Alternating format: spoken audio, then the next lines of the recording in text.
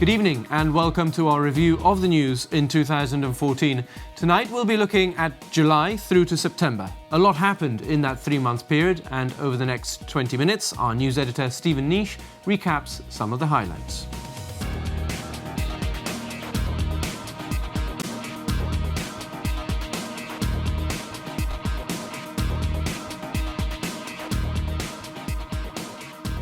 In a hard-hitting report, the Foreign Affairs Committee of the House of Commons accused the British government of sitting on the fence on the question of Gibraltar and urged it to take a tougher line.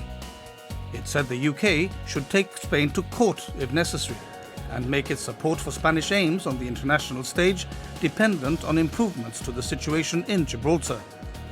The report recommended that the Foreign Office consider summoning the Spanish ambassador more frequently, something it did a fortnight later after a Spanish Navy patrol boat tried to get 2 commercial vessels bound for the Rock to change course.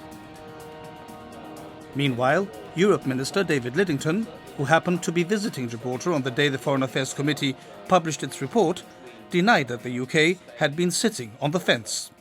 Well, the last thing the present UK government has been doing is sitting on the fence. We have taken an absolutely resolute stand on sovereignty, unlike our predecessors in office, and made it clear that there's going to be no discussions about sovereignty with Spain unless, for some reason, Gibraltar itself approved of that happening. We'll obviously take into account very carefully the detail of what the Select Committee is recommending, and we will publish a detailed response to that in due course. We continue to fight very hard at European level against things like Spain pushing back on the Cordoba agreement. And at the moment, for example, we are taking a very tough stand in resisting Spanish efforts to exclude Gibraltar Airport from a number of European aviation directives, because that is a clear breach of the rights of Gibraltar citizens under European treaties. The European Commission sent another delegation to the frontier to check what progress had been made by both Gibraltar and Spain in implementing the recommendations it made after its first visit 9 months earlier. A spokesperson said a report could be expected after the summer. We hope, each side will assume its responsibilities, and if progress is slow, the European Commission always has the possibility to undertake further visits and prepare new reports, new recommendations. There's no end date to this process. It's an ongoing process. The Gibraltar government welcomed the visit. It's also possible, I think, certainly my view for the Commission, to post somebody on a permanent basis to the border and to act as a sort of monitor of the border. Because what is not acceptable to the government, and indeed to the people of Gibraltar, is that we should see the constant delay, the constant harassment that people have been subjected to, and to see our EU rights and the rights of all those people crossing that border being undermined and flouted by Spain on a daily basis. There was welcome news from the European Commission later in the month, when it threw out environmental complaints about Gibraltar by Spain. The EC said it had been unable to identify any breach of environmental legislation in respect of bunkering, the east side or Sovereign Bay projects, nor the artificial reef off the runway. It's not just the finding that is fantastic, it's the reasoning that is equally important and very good for Gibraltar, because the reasoning is based on whether these activities have transboundary effect on the water. So is what you are doing in your jurisdiction having an effect across a boundary in somebody else's jurisdiction? Well, that of course implies that there is a boundary, an international dividing line between one member state and the other. And what the Commission has therefore in effect found is that the northwest artificial reef created by the Gibraltar government, it has found has been created within our jurisdiction, within our member state, in the waters off the Isthmus of Gibraltar, and that it has no transboundary effect on what the waters of the other member states, Spain, may happen further along. So that is a hugely significant finding for Gibraltar about sovereignty, jurisdiction and control of that water.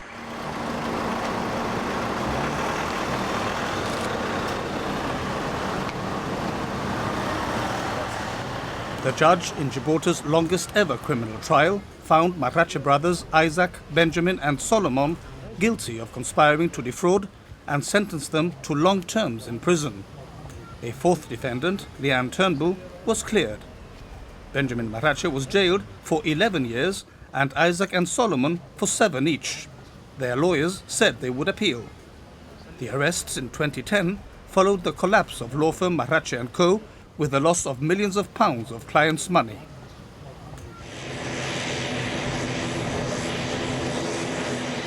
The Gibraltar-Marrakesh air route introduced in April proved to be short-lived.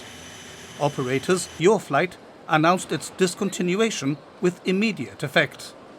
The company said the route had turned out not to be commercially viable.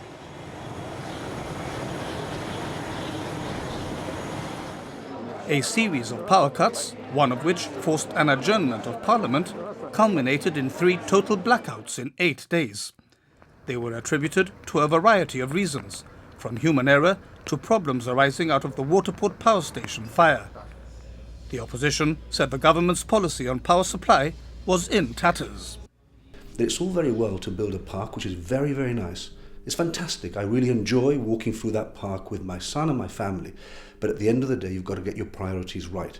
To have just simply closed the tender on the power station at this very late stage, after 2.5 years, and we still haven't even completed the tender for the land reclamation, or the gas installation at the detached mole that's going to be feeding the gas to the power station, I don't think that is prioritising what is an extremely important issue for Gibraltar. The government reacted by publishing a 1999 report warning the previous GSD administration that Waterport Power Station would be unable to cope with demand by 2010. The Chief Minister insisted the present government's policy was the correct one. If I had received a report 10 years ago telling me that Waterport was going to fail at some stage soon, and certainly by 2013 it would have failed for sure, and I had done nothing, then it would be an absolute failure, and that is the failure of the previous administration. But if instead what I had done was look at what the cost of fuel is, look at the deal that the previous administration was looking to do, realize just how bad a deal it was for Gibraltar, and forget when Mr. Feetham says that the cost of 145 million was the whole cost of their power station. It wasn't. There are lots of other hidden costs there. And instead, I stop the process, I bring in temporary power, and I make sure that we do the right deal for the future generations of Gibraltarians that will rely on the new power station. Then that is actually exactly the right thing to do. The Spanish government announced that cross-frontier workers would be able to apply for a special pass that would enable them to jump the frontier queue. Madrid said the permits would be issued to Spanish residents with a contract to work in Gibraltar and residents of the Rock earning their living in Spain. But with the high levels of unemployment in the Campo area and the fact that an estimated 10,000 Spaniards cross the frontier daily to work here, there was little doubt in anyone's mind who stood to benefit from the move. Yo lo que digo que o todo o ninguno.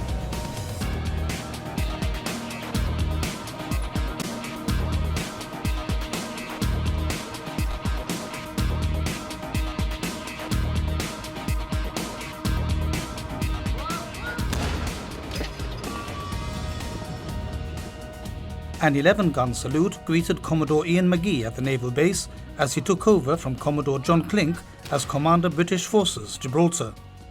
The new man said he was up to the challenge. As I move forward to take over in my job, I'm aware that there are challenges, many challenges. But I think that if we maintain momentum with a collegiate mindset, we can make sure that we advance our issues together and make sure that we come with a decent resolution to them. For Commodore Clink, it was an emotional farewell as he prepared to take up his new post on promotion as Rear Admiral in Scotland.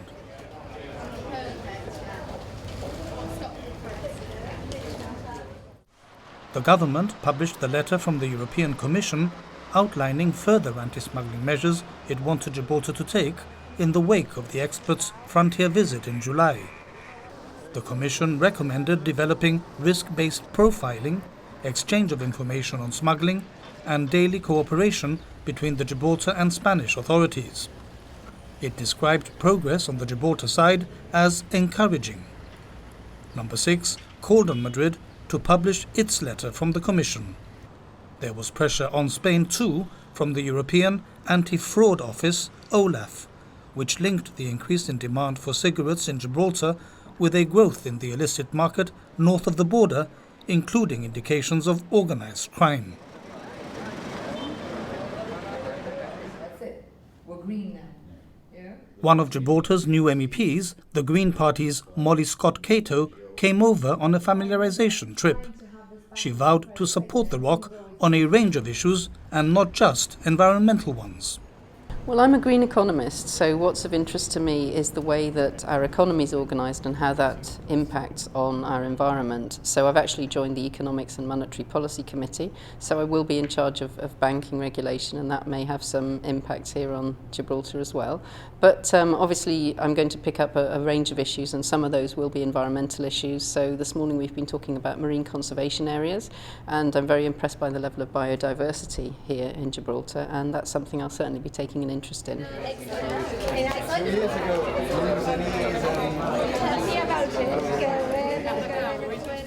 August can be an anxious month for students waiting for their A-level results, but most of them needn't have worried. The pass rate was 95%, and there were no fewer than 8 Gibraltar scholars, 4 from each comprehensive school. Well, I think the general feeling is one of reasonable satisfaction without a hint of complacency. I think given the background with the UK, all the talk in the UK about A-levels getting harder, there was obviously the fear that we might have a little bit of a dip, but we've maintained our A star to E percentage pass rate very well indeed. We've gone up, in fact, very slightly from 94% to 95% pass rate, A star to E. Well, we're pleased with the results overall. We have achieved a 96% pass rate A star to E, which is something which is identical to last year, and pleasing because the British government had announced its intention to tighten up on the examination system, doing away with modules and sticking to terminal exams to make it harder for the students, and therefore to have maintained the standards that we achieved last year is satisfying for us. Well, overall, our results this year have been slightly better than last year. Our percentages within the A to E grade boundaries have gone up, so I'm happy with that. However, we have noticed, like we did last year, that the top end boundaries have gone down, and that has been the same this year. It has been disappointing in that respect. There's much reason to be glad about today. I've been around the 3 schools. I've seen scenes of jubilation by the students, some who are clearly disappointed. That's always going to happen. But overall, I think we're very, very happy that the overall pass rate is up from last year.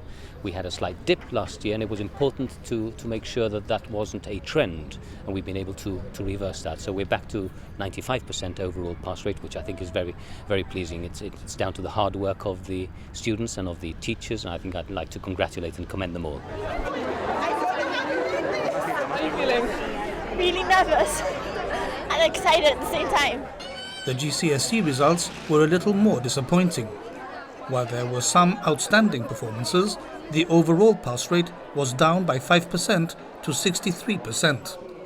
The government said a dip in results was not unexpected, following changes to the grade boundaries and tighter marking by the examining boards. The Minister for Education, Gilbert Ligudi, said the department would provide guidance and support to those who had not done as well as they'd hoped.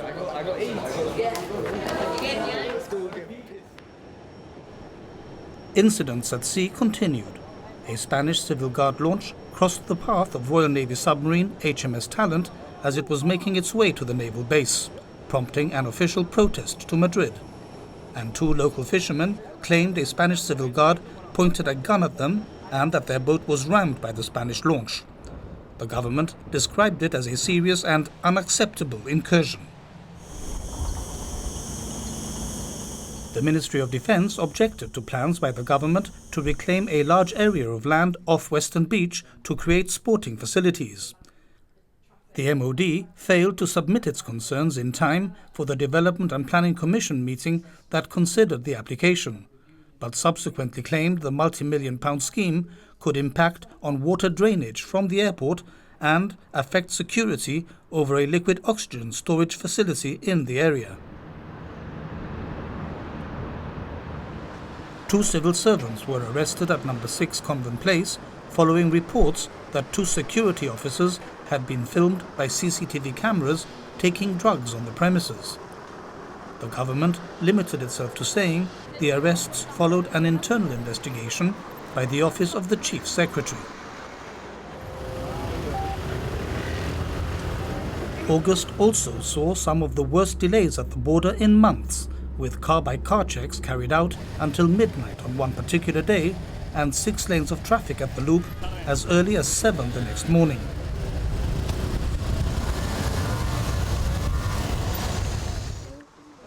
On a happier note, 2 leisure venues opened to the public. A paintball facility at Lathbury Barracks was inaugurated in fulfilment of a government manifesto commitment, as was a seawater bathing pavilion next to the Gassa complex in the harbour. Good news too for the endangered Mediterranean ribbed limpets, an EU-protected species but abundant in Gibraltar, where fishermen use them as bait. They were moved to an undisclosed location in an operation that cost £30,000.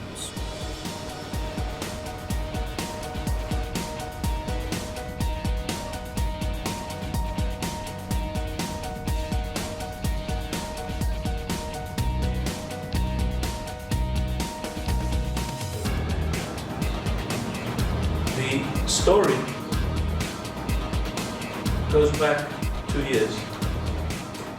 Gibraltar made international news with the announcement that the first ever intentional engraving made by a Neanderthal had been discovered in Gorham's Cave.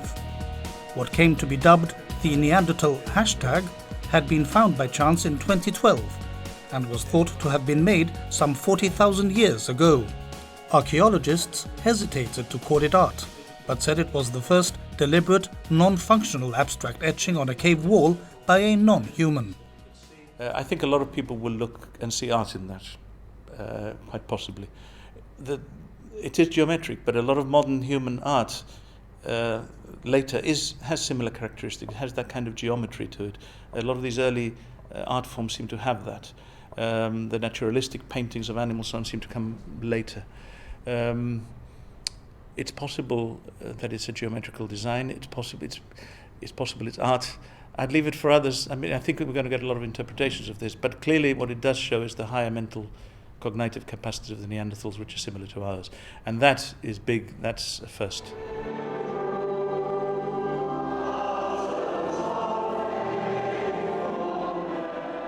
Dr. Robert Innes was installed as the new Anglican Bishop of Gibraltar at the Cathedral of the Holy Trinity. He said his job was to build links and bridges between the various constituent parts of a huge European diocese, and that he looked forward to working with the Gibraltar community. I think that building a sense of community is of the essence. The church has to be a spiritual home for those who come to us in all kinds of circumstances. We minister to people who usually have English as their first or second language, but in very different circumstances. Some who find themselves away from home because they've chosen to be in a different country, others who are refugees. And our aim as a church is to build community across barriers and boundaries, and to create this sense of being a spiritual home for all who come.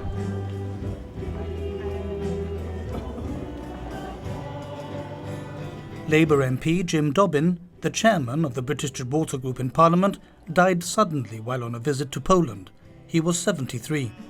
Labour leader Ed Miliband described him as a dedicated public servant, while Chief Minister Fabian Picardo said the news had stunned everyone and that the MP would be missed on National Day, where he was due to lead the contingent of politicians that would attend the celebrations. Football's world governing body, FIFA, rejected the GFA's application for membership on the grounds that Gibraltar is not recognized as an independent country by the international community. The GFA said it would appeal to the Court of Arbitration for Sport, where it successfully presented its case for admission by UEFA. Are you ready?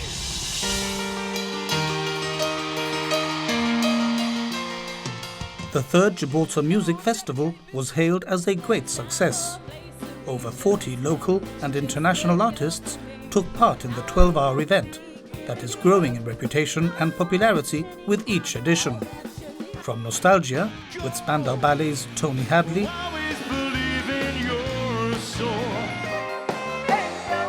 and Supertramp's Roger Hodgson, to the latest sounds with James Arthur, John Newman and Daora, the festival had it all.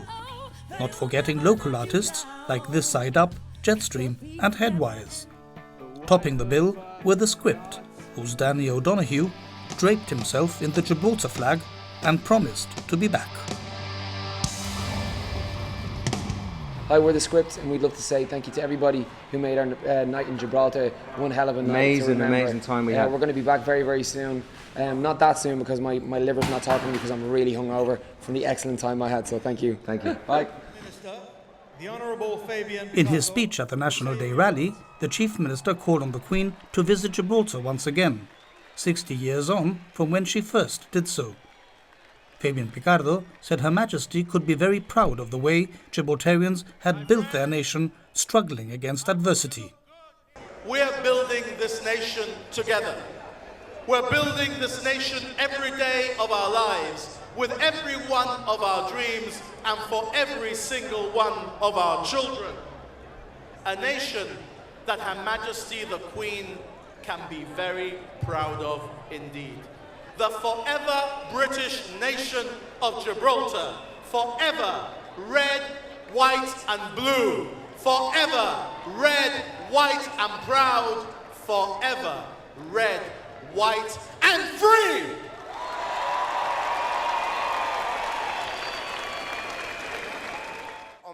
Former Gibraltar Euro MP Sir Graham Watson was formally granted the freedom of the city, while Self-Determination Group founder member Dennis Matthews announced he would be standing down as chairman. The government took a cabinet decision to proceed with the airport tunnel project. The works would be carried out by GJBS and were expected to be completed within 2 years.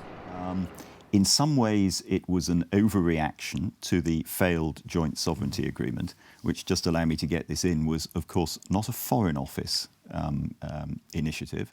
It was a ministerial initiative. Speaking on GBC Television's Talk About Town programme, the Governor, Sir James Dutton, unleashed a political storm when he described the new Gibraltar constitution that flowed from the failed joint sovereignty talks as an overreaction.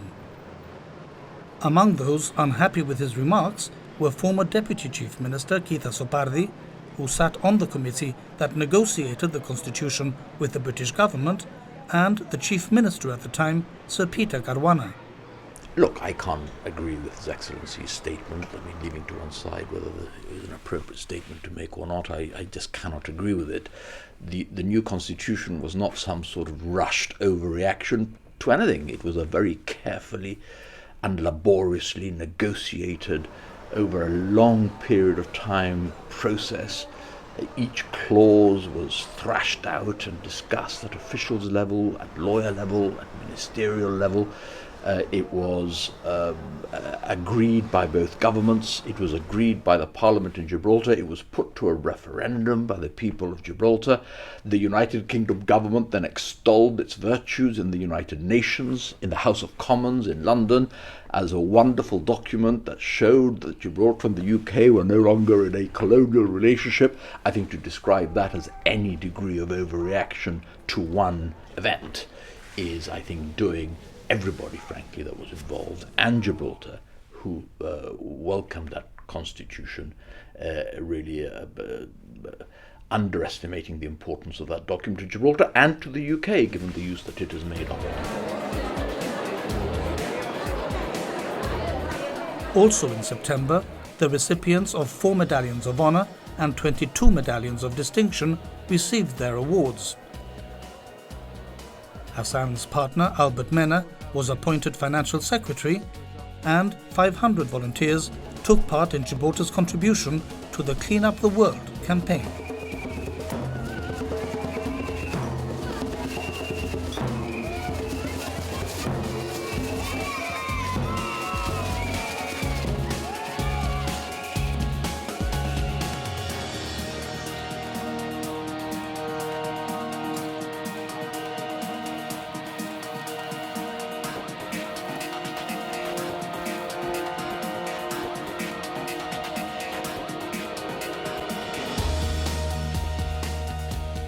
Our news editor, Stephen Nish, with a summary of the stories hitting the headlines July through to September. Our review of the year concludes with a look at October, November and December. Join us for that at the same time on Friday. That's all from the news team for now. Thanks for watching, enjoy your New Year's Eve celebrations, and a Happy New Year.